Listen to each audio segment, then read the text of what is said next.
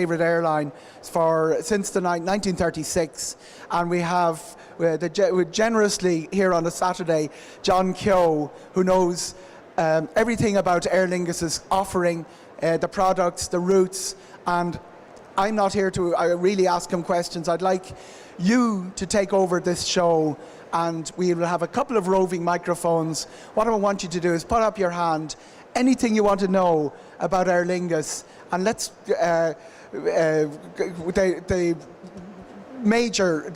still the national carrier in many of our eyes, even though they've been privatised for quite a while now. And we will, if we cannot answer from the stage, we will actually make sure, it's almost a promise to you, is you will not leave the hall without having an answer to your question. I'm not sure I can fulfill the promise, but when I make the promise, I will do everything I can. It's great to see people in the audience from some of the Aer Lingus destinations, in particular Hartford, Connecticut, which only started last autumn. And it's a terrifically, very, very interesting route. I'll be exploring that in my talk a little bit later. I might ask Sue to come in on that as well. So it's your show. While you're thinking of a question or two, I'm going to get a conversation going here with John. John, exciting year for Aer Lingus, because I remember when, I'm old enough to remember when Aer Lingus announced a new route to Hamburg or somewhere. There was balloons and festivities and parties and 6 months of planning. You're throwing on lots of new routes every year. Our big marquee route this year, Miami, John. Long time coming, it's very exciting. Yes, it is a really exciting time for Aer Lingus. Just going back to 2016, we had our largest ever expansion on North America since we commenced flying there 58 years ago. And we brought online Hartford in Connecticut, we had Los Angeles and also Newark. And this year we're very excited to be starting in September Miami, which we will have running from the 1st of September. And we're really looking forward to that. So we've had, as Eoghan has talked about the balloons, we've had quite a few balloon parades at the airport over the last year, and we're looking forward to a few more this year. We also have destinations in Europe like Split, which we'll be starting in May. So we've a lot of existing routes and popular routes that we have. We are on the North American routes, for example. We have aircraft coming in that are going to allow us to add frequency. So, for example, on Orlando, we're going to add an additional service there for the summer. On Los Angeles, we're going to increase our frequency to daily. And on Chicago, we will have double daily. So, all in all, Aer Lingus are going to have 13 routes out of Ireland this year. We will have to North America, and 10 of those are to the United States. So we have Boston out of both Dublin and Shannon. We have New York JFK also out of both Dublin and Shannon. And of course, with pre-clearance immigration and customs, the beauty of that is that it saves you so much time on arrival, because all you need to do is collect your suitcase, walk out the door and hail your cab. And the key to this, really, guys, is that you're in a domestic terminal. Yes. You hear a lot about how pre-clearance is a big advantage. A lot of John's customers now are flying in from other European countries. It costs a fortune to fly from Warsaw to New York. But if you come through Dublin, you'll save money, get through pre-clearance. And it's only when you've experienced it that you realise you're landing in a domestic terminal. Very often I would have a connection. It never starts off being tight, but if anything goes wrong weather-wise, you could end up arriving in Terminal 5 in JFK with a JetBlue connection, and suddenly your hour and a half has turned into, in one case last year, 18 minutes. But because my bag was through customs, I didn't have to go through immigration. I came off in one gate, whittled down at a bit of speed down to another gate, and was on my JetBlue flight. Yeah. You're on a domestic flight the minute you leave Dublin Airport, and it's amazing. It really is game-changing. And with those type of connections through the likes of New York and Boston with our partner JetBlue, that does allow you to have a very convenient transfer, and also to some of the destinations that we serve, for example, like Orlando, where we have non-stop flights. You also now have the opportunity to connect through both New York and Boston to a destination like Orlando on a daily basis with a number of different choices. So you can mix and match and combine, so that allows you not only to have different options to, say, a destination like Orlando, but it also allows you then to do options like stay in New York or stay in Boston on your return or on your outbound leg, again giving you an awful lot more choice. Now, what are your combinations? You have a deal with JetBlue, which is outside of all of that alliances. Yeah. You also have United. We do indeed, yes. Now, is that going to come under pressure, John? Because United are in a different family from where you've gone since you've joined AIG. Yeah, but at the present time we have the partnership in place, and we have connections over Newark, which is a hub of United. We also have connections over Washington, Chicago. and also Chicago, which is a very major hub for United. So it expands the choice and allows us to offer really the whole of North America, but in particular the United States, giving an awful lot more options to combine with not just our gateway flights, but also all those destinations in the United States that you've heard of, do want to visit, from New Orleans to Sarasota to Salt Lake City to Seattle, etc. And all those combinations are all possible, and you have the benefit of having, with pre-clearance and our gateway options, being able to travel in and out of a whole combination of flights. This is important, John. destinations. The pricing on those onward connections, is it the same as going on Skyscanner, buying your JFK flight and then buying your JetBlue flight? You just add the two together. Or because you're booking the two flights together on Aer Lingus, do you get a price advantage out of that? There are price advantages in both ways, because there's two different things happening at the same time. In terms of some of the through pricing that we have to deal that in terms of one market sense, but then you also have, if you're breaking the journey, you have the opportunity then to avail of rates that may be available domestically, which could happen and change, as they do change dynamically in a European context, because it's all in one particular travel area, and as a result, between competition between carriers on domestic flights, they would also have special offers available. So you can mix and match as you see fit.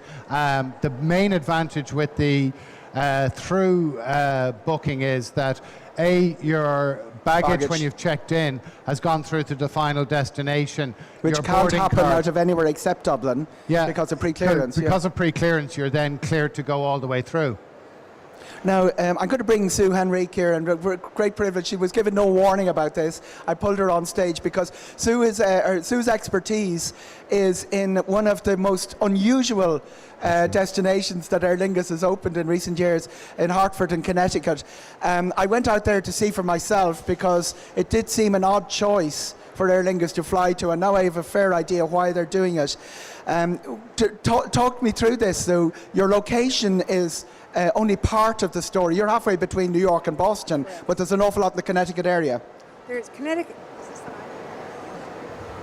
Should Can you hear me? Yeah. Yep. Connecticut is actually the third smallest state in the U.S., so we're very compact. You can actually get from one end, which is outside of New York City, to the other end, which is in the Mystic area, in about an hour and a half or 90 minutes. So when you're in Hartford, you're actually in the center of the state. You can very easily get into the Mystic area within 45 minutes, down into New Haven, where we have Yale University, again, 45 minutes, and about an hour and a half into Stamford and Greenwich, Connecticut, which is right outside of New York City. In that area, there's an awful lot to do. We found with Owen and the group that came in December that Yale was a very big hit. Coming into Yale, you have the student's perspective. So when you do a tour of the university, you're doing it with a student at Yale, not a docent. So you get an entirely different perspective as to what New Haven is and life as a Yale student. And then, of They have course, cobblestones from Dublin in the middle of Yale. That's right. One of the courtyards in Yale, they've imported the cobblestones. These people have more money than sense, in my opinion, but they brought in cobblestones. You've got two huge casinos, which what casinos really mean is not just gambling, but really good access to food and entertainment. You've got a lot of beautiful high-end resorts in the mountains, and you've got that very woody pine tree smell of what England must have been when the pilgrims first arrived in the Mayflower. And there's a couple of really important museums in Mystic. This Mystic Seaport has recreated the Mayflower, and there's a Mystic aquarium with a beluga whale which enjoys splashing teenagers taking selfies in front of the... But it's a really terrific destination. Daily, John, to Hartford from when? It's commencing the summer season. We'll be increasing that up to daily services. And the lovely thing is as well, it offers another set of choices between the tradition of New York and Boston in terms of access into that whole part of the United States. So guests traveling with us can then pick and choose between Boston and New York, which everybody was well familiar with, but now with both Newark and in particular with Hartford, it allows you opportunity into that whole area. And as we know, all of Massachusetts, Massachusetts, Connecticut, and of course, we also know that there's a lot of friends and relatives in that area, living in that area, so it makes it very convenient in terms of visiting them. And I'm sure they'll be delighted to see you all. So. Tell me about the prices. When a new route comes on for about a year, it takes a while for the prices to catch up with what the airline wants to charge. I'm on your side, guys. John is John is the other side. He wants to charge you more. We want to get the price cheaper. We very much believe that we're offering value all the time, Eoghan, and it's just there are times when, thankfully, supply and demand does reach levels where, yes, people may perceive that the price is high. Is Hartford a bargain at the moment? But Hartford is very much a new destination for us, one that we are expending a lot of effort to promote, and as a consequence, the rates that we do have on offer are very keen at the present time. And we have rates starting for the summer season from €249 one way, including taxes. So around the €500 mark return. There are opportunities to purchase seats out into Hartford. How does that compare with JFK or Logan? That would compare, like in terms of, it compares favourably with the other ones. There is an advantage because it being a new route, we have more seats probably on offer there because the other routes would be traditionally better known, and therefore customers like yourselves are very quick off the mark to make sure that you get the bargains and values as quickly as they come online. So if you are looking for that portion of the East Coast of the United States, definitely have a look and consider Hartford. It's very easy to get into, and there's certainly going to be seats available at very keen prices. And does the same apply to Newark? Is it a better price than JFK at the moment? Newark is, albeit a new route for Aer Lingus, it's a route that is well known and therefore is one that is gathering pace at a much faster rate. Hartford itself is a lot newer in that regard.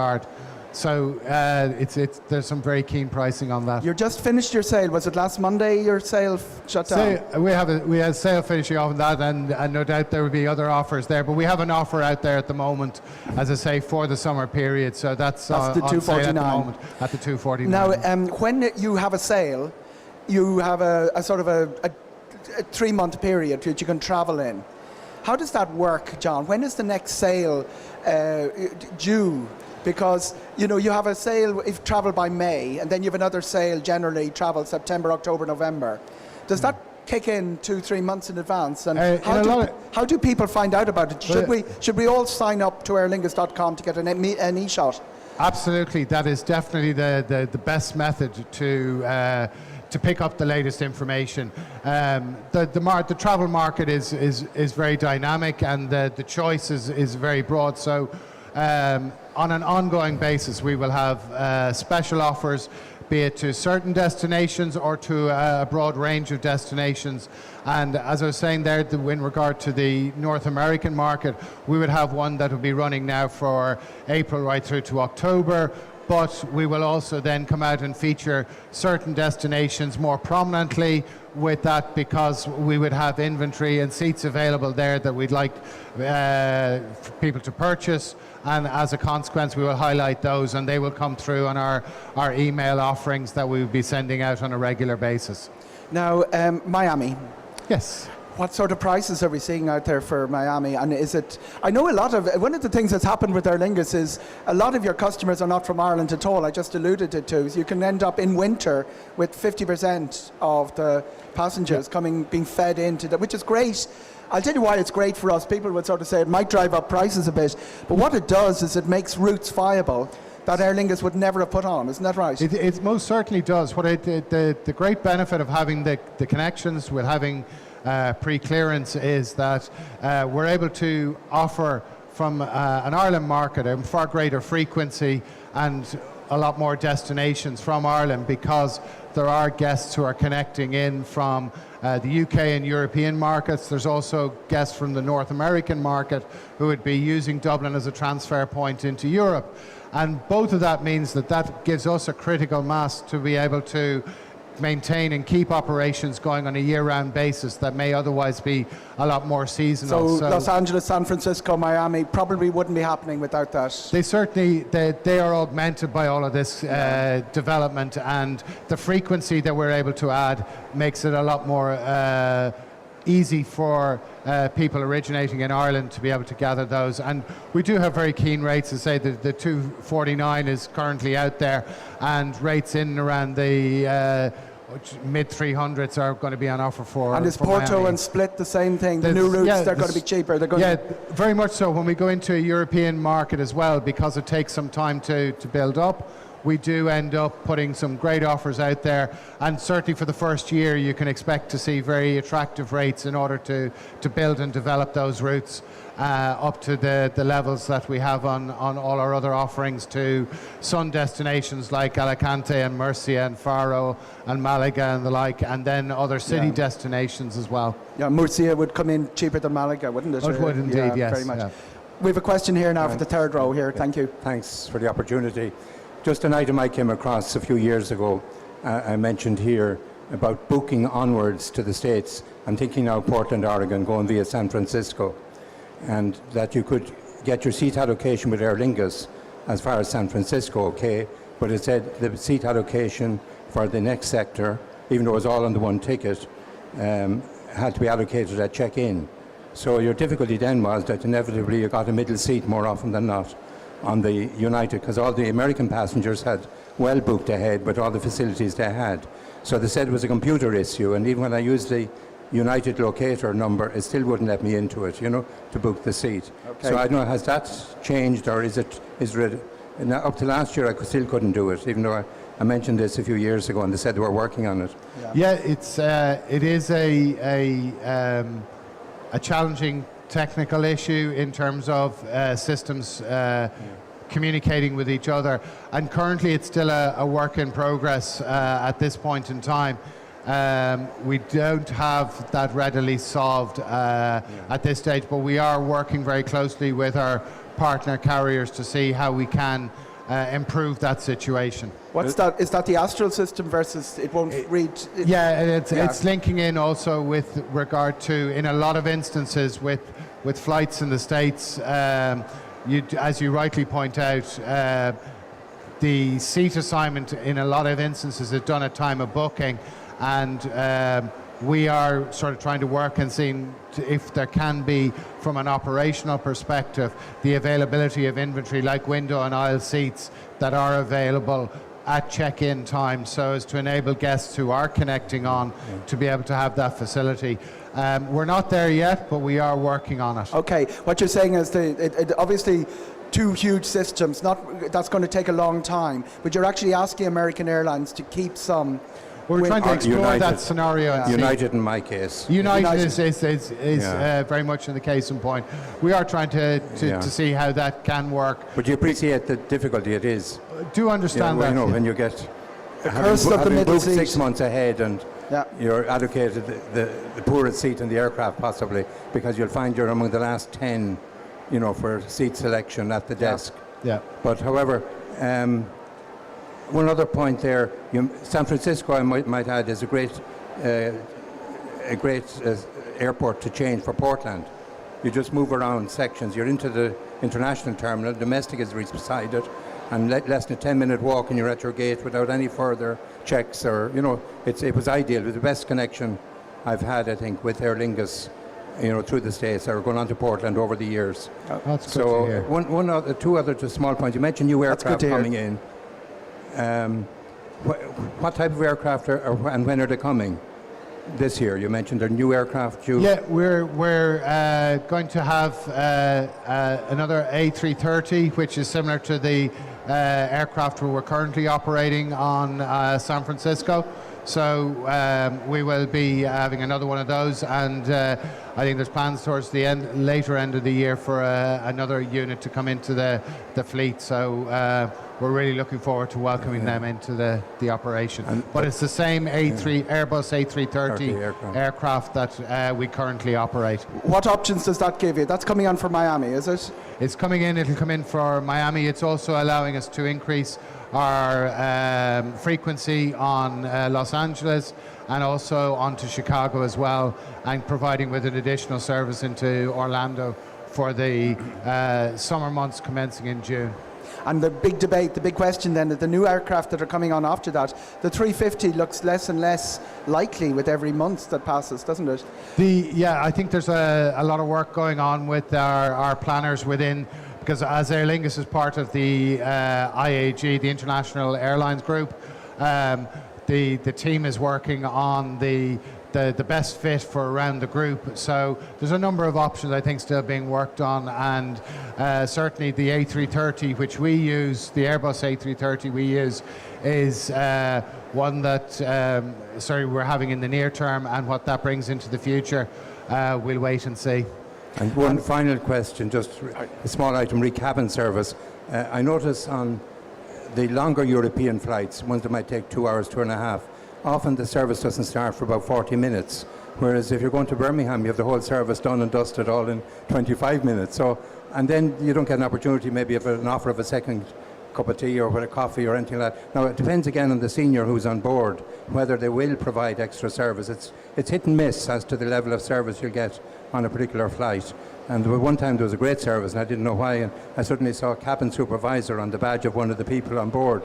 So, they seem to have, were they an extra person on board or helping with cabin service supervisor or something like that.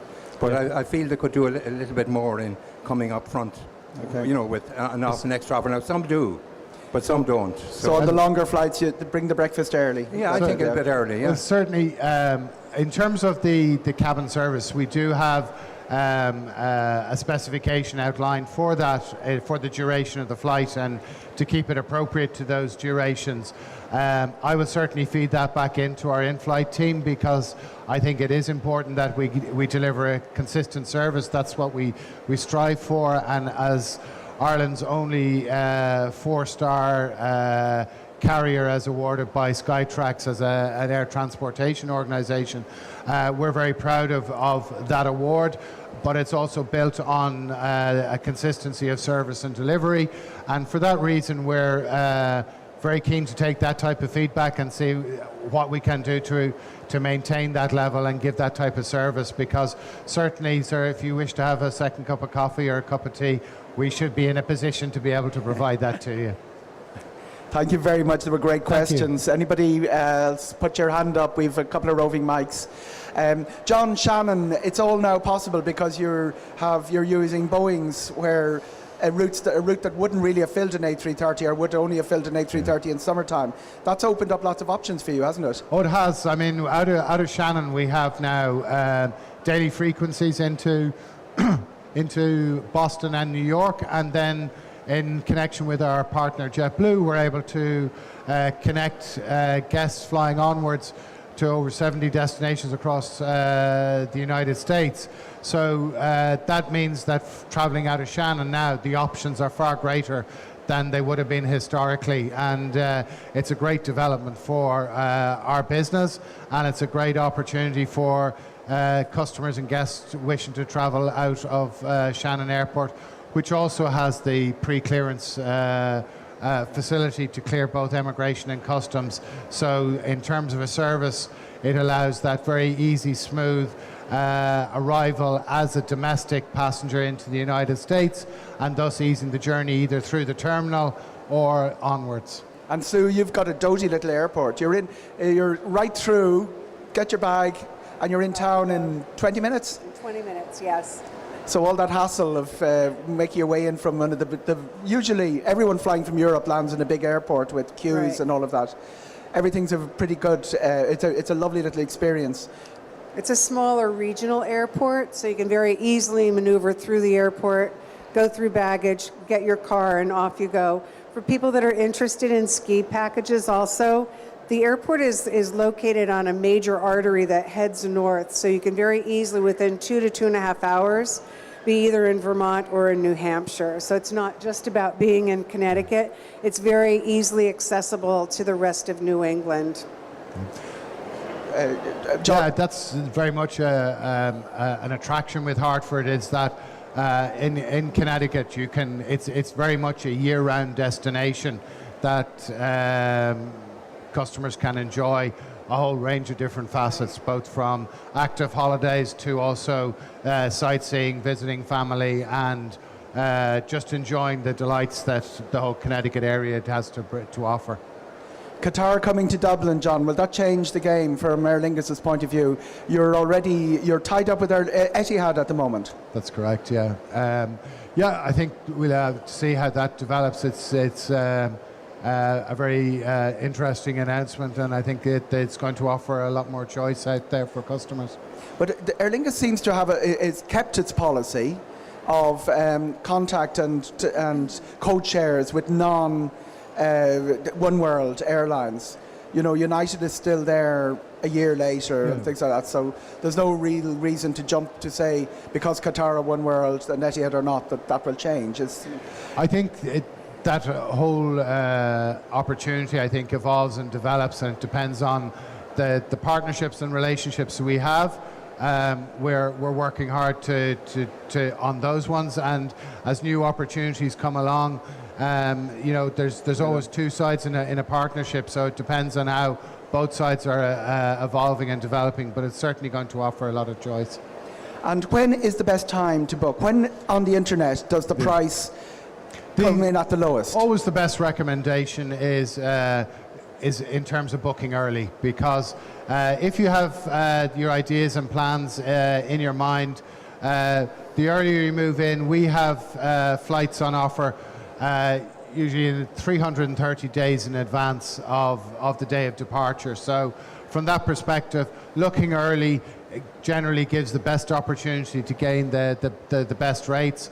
When it comes to that's earlier than Ryanair, by the way. They're, I think, 240 days out. So we try to have something out there that is attractive, and in conjunction with the various seasons, we will endeavour to have offers out there also to stimulate and let people know. So as if you're signed up for our email messages, as we come into a new season, we will have offers out there to let people know that we have routes that are returning for a particular season, and also that we have new routes coming online, so that people then can avail of offers that we'll have at that time. And forgive me if I'm wrong, the way it really works is that the computer decides if bookings are slow, the logarithms will decide it, and a price, even though you've looked at it early, can actually come down somewhere along the way if it hasn't achieved a certain... I think there can be times of that, but you usually will find that a lot of key dates that people are looking at will obviously have a lot of demand on them, and people do tend to book earlier on that. But because we have multiple weekly or even that multiple daily services, there are choices to look at in terms of not just the flight on a Saturday for the holidays, maybe look at the Friday departures or the Tuesdays or whatever. You'll see different offers available for different days of the week. And what's the cheapest day to fly? Is it Wednesday? There's Wednesday can be a good day, a Tuesday can be a good. It really does depend on the route. On the route. But certainly some of the very popular routes, you will find that maybe the Saturday and Sundays are already booked Full. quite heavily due to demand, but you'll find that you'll get a cracking deal on a Tuesday, Wednesday or Thursday. And I noticed Saturday afternoon, you can pay a really high price Friday night and Saturday morning, and then Saturday afternoon it drops, and then it flies up again on Sunday for...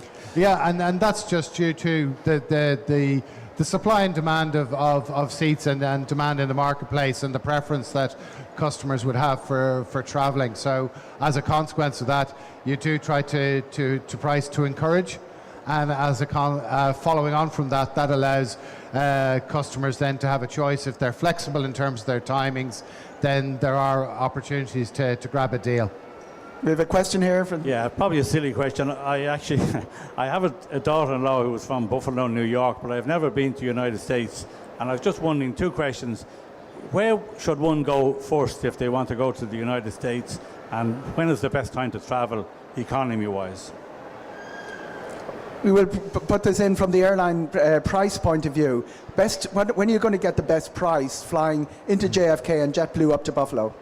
If you're the best time is from a price perspective is during the winter, and then the next best price. So if you're looking at February, March, sort of November, December, February, March period is a very good time. Avoid in terms of Thanksgiving price. and Christmas. And then you avoid Christmas, you avoid Easter, and also like the St. Patrick's Day period is one of those now which has a lot of people traveling in both directions. You have the bands that would travel in from the States to take part in parades here, but equally you have groups and bands who would be traveling out to the United States to participate in festivities. So outside of those periods during the winter, you will find some great deals to be had So going into February and March are really the time to go. They're very good times, and if you book them around the April, May, June period, this year for the year ahead, you'll definitely get very attractive rates to go flying at that time. Thank you. People they're here from New York if you want to explore what you're doing when you get there, and you've got a great hinterland around Buffalo and good easy access to Finger Lakes and wonderful product like that. Have we another question here from the floor yet? We have. Just one small addition. You were mentioning the IAG and the links there. I think in whatever negotiations are going on, it would be great if Aer Lingus could maintain some linkage with like KLM and United and those, who are not in the one world. I know there's aspects probably of first class service might have to be given, and business class on Europe and that in the one world setup. But if you could manage to keep the service, the lower fare, full service if you like, but lower fare, but connectivity with the others, it'll give I think Aer Lingus a wide option. Well, as an observer from outside, it has surprised me that those options have been kept open when I expected them to be shut down. So did I, But I'd love to see them continue. Probably a regulatory position, but the KLM deal is still in place, isn't it? It is, It still continues on, Particularly with Cork. It's a very big deal for Cork, flying into Amsterdam. Schiphol is the big connectivity. Great. Thank you. Thank you. Europe, what's the best...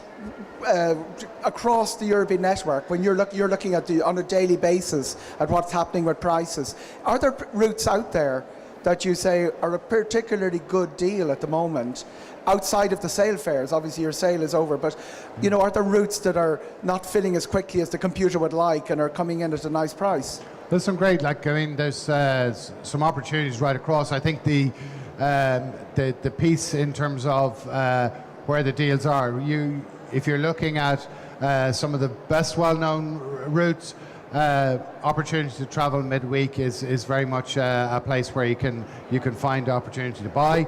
And then you have new routes that are coming on, like we have Split, and then we have routes returning like Pisa for the summer, and we have Nice back on with additional capacity in the south of France, and then we have for the Canary Islands with the likes of Lanzarote, we've added additional capacity in there. So there's loads of choices around the various parts. We have Athens back on for the summer, so you have that with Dubrovnik and Pulin in Croatia.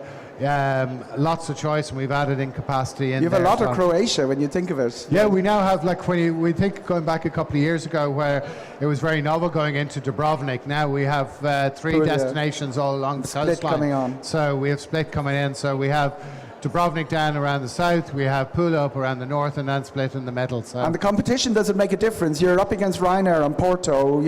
You've 4 carriers into Munich. Yeah. And you've got I think Aer Lingus- Athens of 3 carriers. So that must be So Aer Lingus, I mean, is no stranger to competition, and we compete as best we can, and we hope that, and we thank you, the consumer, for choosing us, because you've sort of given it the value proposition that we offer. We believe that the services we have, so for example, when it comes to checking in, we have 4 ways that you can check in for free, and God forbid you would forget to bring the boarding card that you've already issued out at home. That's not a problem. You just get the boarding card reissued. Unlike and there's no some other charge for airlines, that. you're not going to be charged for this. So we have that, and also online.